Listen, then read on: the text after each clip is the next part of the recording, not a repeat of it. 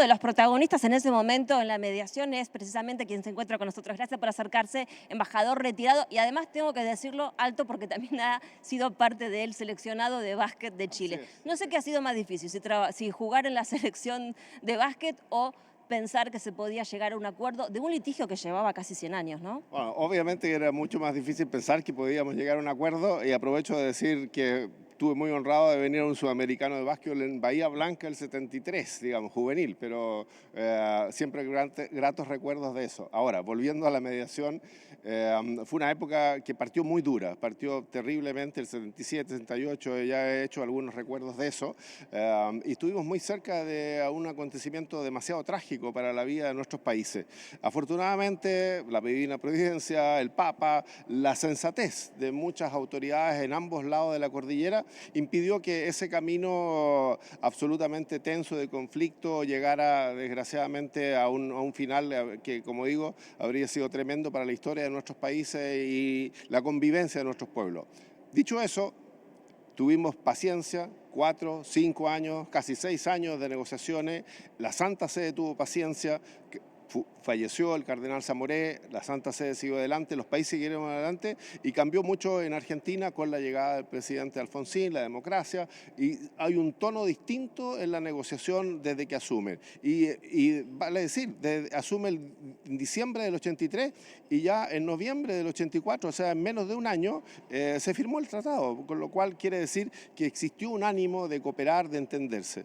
Volviendo a esto de los obstáculos, porque en 1980 se entrega esta propuesta papal, pero a su vez luego sucedió la guerra de Malvinas, la transición democrática, bueno, muchos obstáculos que tuvieron que ver. Incluso el Papa Juan Pablo II no había sido el primer papa que se había ofrecido en esta mediación, lo hace Juan Pablo I, que fallece en los muy pocos días de su santidad. Así es, ¿no?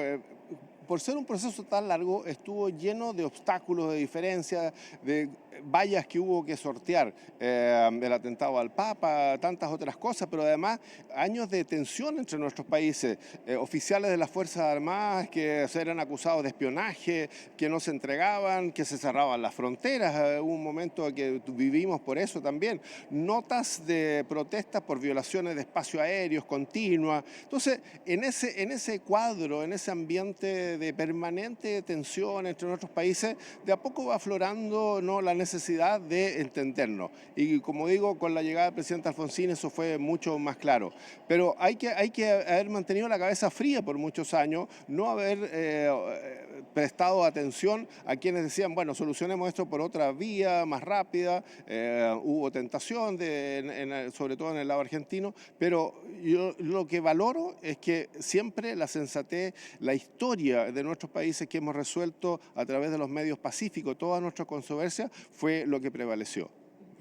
Le quiero hacer un último repaso porque además otro hecho fue que ya estaba todo el preacuerdo en la transición democrática y Alfonsín dice, vamos a plebiscitarlo, los argentinos tienen que decidir por sí o por no.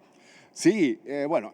Primero, en la democracia se pueden hacer muchas de esas cosas, y fue, yo creo, que un paso absolutamente decisivo, porque la ciudadanía argentina se pronunció absolutamente mayoritaria en favor del acuerdo firmado, ¿no? El acuerdo se da a conocer el 18 de octubre y esta consulta popular es el 25 de noviembre, con campañas en televisión, un famoso diálogo en televisión entre Caputo y un senador, Vicente Sadi, digamos, ¿no?, que trajo muchas secuelas, y eso produjo también un conocimiento de la gente respecto de lo que se había logrado, de las muchas materias que tocaba el tratado que iban más allá de la delimitación de las jurisdicciones marítimas. Y luego, en esta casa magnífica que es el Senado y el Congreso argentino, se aprobó el tratado, más fácilmente en la Cámara de Diputados, con un solo voto de diferencia en el Senado, pero de nuevo, dejamos eso atrás, y lo importante fue que cuando se implementa el acuerdo, ambos países lo hemos hecho con absoluta decisión, y a los pocos años se firman el 91 estos 22 acuerdos entre los presidentes Elwin y Menem. Yo estaba acá en la Embajada de Chile, acá en Argentina, me tocó participar en todo eso, y fue un momento absolutamente estelar de ver cómo cambió la relación entre nuestros países en tan poco tiempo. Muchísimas gracias, embajador. A ustedes. Bueno, vamos